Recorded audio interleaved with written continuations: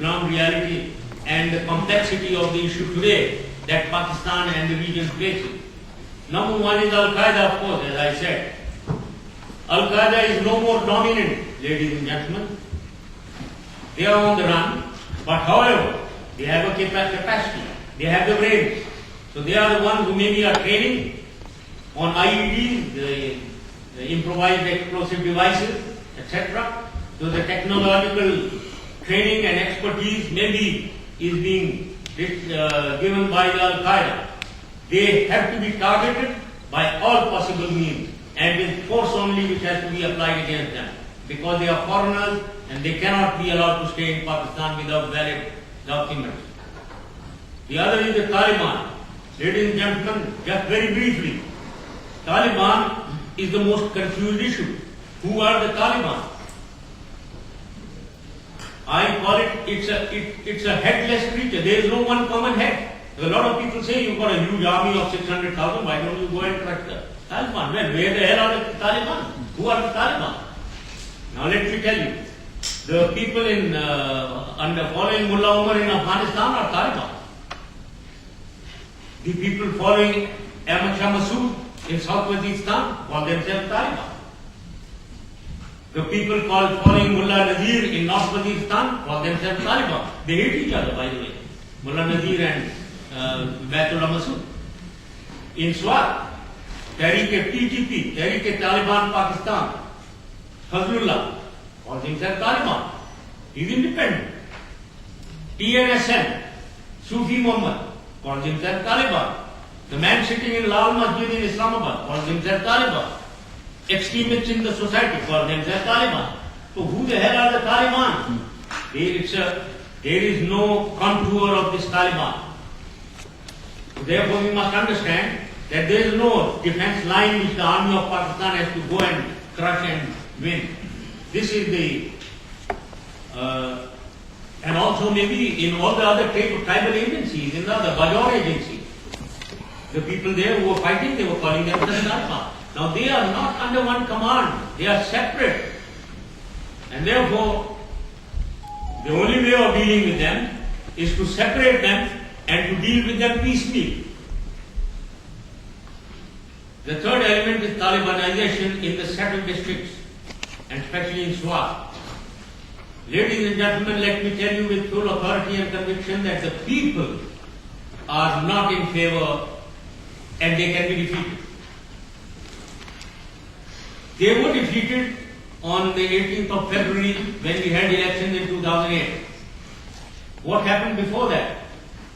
In end 2007, I thought that we cannot have elections in the frontier province. But when we inducted the army and we started operating against these Taliban in the second district, we met such success that I thought we will hold the election. And elections were held, including in Swat, which was the center of all the Taliban and Fazlullah. Turnout was excellent, and all the religious personalities, groups, parties were defeated, eliminated. A moderate party, the ANP, got 95% of the seats. They themselves are surprised how they did so well in Frontier and in Swat. That was the will of the people. They are against the Taliban. So therefore, I have no doubts in my mind that the people are not with them and they can be defeated. But then you would like to ask what happened thereafter. Why the turmoil now? And that was the issue. What happened was, immediately after the election, it was decided by the political government in Frontier that they'll go for political dealing. And they released Sufi Muhammad, who was under custody, and his state called for jihad. And they accepted Fazlullah back into Swat, who was on the run in the mountains, and he was being chased. So he started his FM radio stations again. Therefore, ladies and gentlemen, may I say, we allowed the resurgence of the Taliban in Swat, and they murdered and butchered those who supported the army. This is what happened immediately after February 18th. And continued for a few months, where we saw girls' schools being burned, we saw Malam Jabba, this key resort, being burned. This is what happened. And therefore, and then their true color came up when they said that the constitution of Pakistan, the parliament, the judiciary is all un-Islamic. And when they started spreading beyond Swat to other districts, now reality is dawned and the army was relaunched. And mayhem now. Unfortunate that the army had to go and crush the Taliban. They have done an excellent job. They have reversed their position, but however at a heavy cost indeed, where there are so many displaced persons who have to be rehabilitated. So that is what happened there, and I think the army has succeeded there. And they now need to shift focus to South and North Waziristan and succeed there also.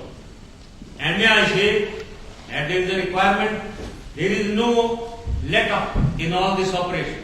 You have to continue the pressure, keep the pressure on, and show presence everywhere, including Swat, whether you have to build cantonments or whatever.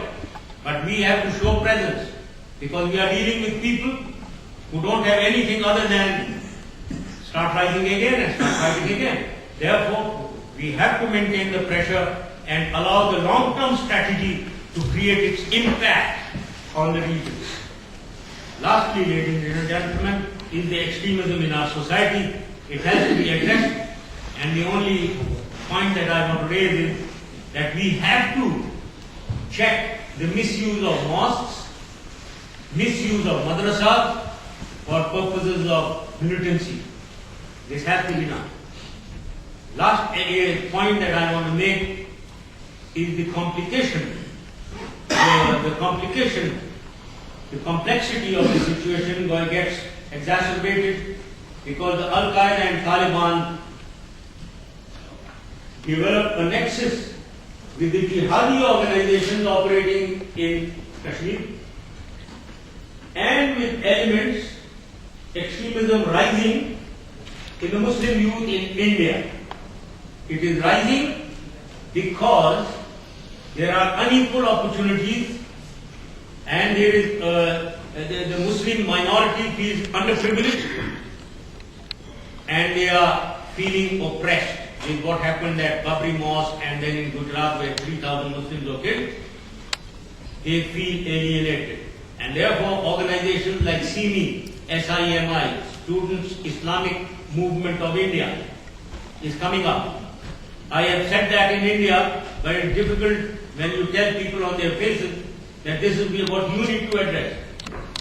Because when I was reading India Today magazine, in that magazine, 2008 is shown as the worst year for bombings and these terrorist activities. 8 bombings have been carried out in 2000. I'm quoting India Today magazine. Out of them, 6 are shown to be from local mujahideen. Therefore, now these local mujahideen develop nexus with the extremists in Pakistani society and the Taliban in the tribal agencies and the Al-Qaeda and the Taliban in Afghanistan. That is the complexity of the situation. Therefore, India needs to address their internal situation. Pakistan needs to address its own internal situation, dealing with the 4 elements in a long-term and short-term strategy, and we have to win in Afghanistan. Thank you very much.